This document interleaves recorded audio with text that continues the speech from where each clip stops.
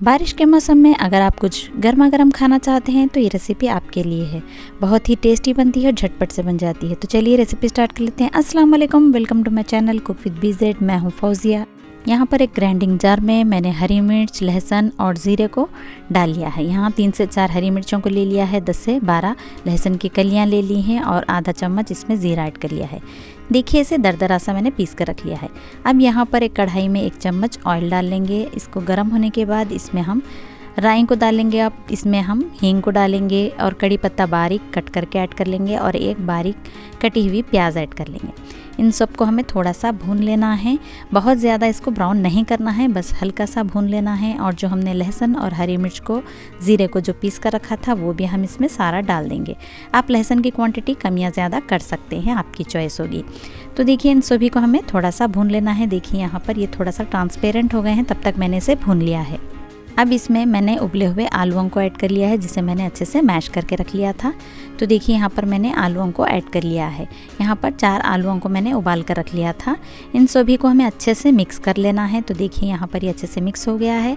अब इसमें हम ऐड करेंगे थोड़े से सूखे मसाले, जो बेसिक से मसाले हैं। हल्दी, लाल मिर्च पाउडर, नमक और धनिया पाउडर ऐड करके इन सभी मसालों को हमें अच्छे से मिक्स कर लेना है। तो देखिए यहाँ पर मैं इसे अच्छे से मिक्स कर रही हूँ। जब तक मैं ये मिक्स कर रही हूँ आप प्लीज़ रेसिपी को लाइक कर दीजिए।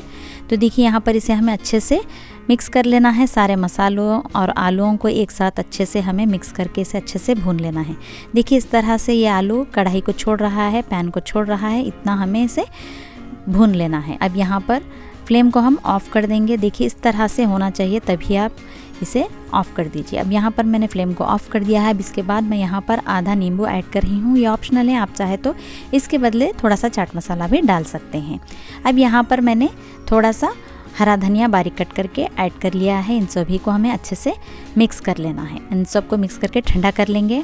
अब यहाँ पर मैंने बेसन ले लिया है। इसमें टेस्ट के हिसाब से नमक को ऐड कर लेंगे और थोड़ी सी हल्दी ऐड करेंगे, क्योंकि हम इसमें बेकिंग सोडा ऐड करेंगे तो ये थोड़ा सा लाल हो जाएगा, वरना अगर हल्दी ज़्यादा होगी तो हल्दी की क्वांटिटी को कम रखिए। अब इसमें थोड़ा थोड़ा सा पानी ऐड करके इसका हमें गाढ़ा सा घोल बनाकर रख लेना है। अब यहाँ पर मैं इसमें बेकिंग सोडा ऐड कर रही हूँ। तो देखिए सोडा डालने के बाद हमें इसे मिक्स करके अब हम इसे साइड पर रख लेंगे। जो आलू ठंडे करने के लिए रखा था मैंने, वो आलू ठंडे हो चुके हैं। अब इसके हम इस तरह से राउंड राउंड बॉल्स बना लेंगे। आप इस तरह से बॉल्स बनाकर जिप लॉक बैग में डालकर आप इसे फ्रीज़ करके भी रख सकते हैं। जबकि आपका मन हो आप इसे बना सकते हैं। इसे 8 दिन तक आप यूज़ कर सकते हैं। तो देखिए यहाँ पर मैं इसे बना ले रही हूँ। इस तरह से राउंड बना लिया है मैंने सारे। अब देखिए यहाँ पर मैंने कढ़ाई में ऑयल को गरम कर लिया था। वो ऑयल, इसमें 1 चम्मच हम गरम ऑयल इसमें डालेंगे, ताकि जो ऊपर की लेयर होगी वो क्रिस्पी बनेगी। तो यहाँ पर मैंने देखिए ऑयल को ऐड कर लिया है। ऑयल डालने के बाद भी हम इस तरह से अच्छे से मिक्स कर लेंगे, ताकि ऑयल अच्छे से मिक्स हो जाए। अब यहाँ पर एक बॉल इसमें हम इस तरह से डालेंगे और इसको आप फोक की मदद से या चम्मच की मदद से आप इस तरह से गरम ऑयल में डाल दीजिए।